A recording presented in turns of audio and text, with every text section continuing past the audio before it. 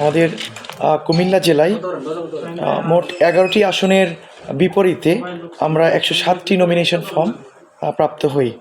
সে সমস্ত ফর্ম আমরা গত 2 দিন গতকাল এবং আজকে যাচাই বাছাই করেছি এবং যাচাই বাছাই শেষে আমাদের 107টি নমিনেশন ফর্মের মধ্যে 76টি বৈধ হিসাবে ঘোষণা করা হয়েছে এবং 31টি অবৈধ বা বাতিল বলে আমরা ঘোষণা করেছি। আমাদের এই যাচাই বাছাইকালে আমাদের যে সার্বিক পরিস্থিতি সুন্দর এবং সুষ্ঠুভাবে ছিল।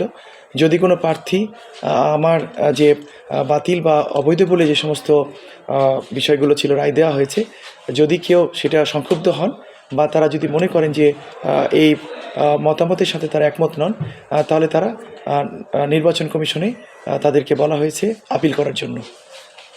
জি, ধন্যবাদ।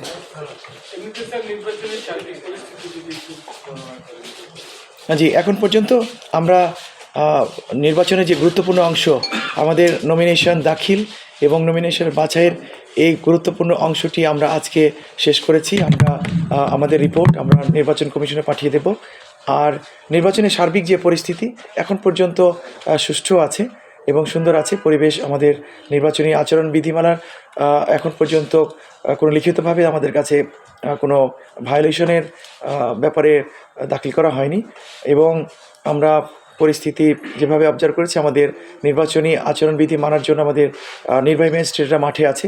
তারা প্রতিদিন এটা নিয়ে তাদের অভিযান অব্যাহত রেখেছে।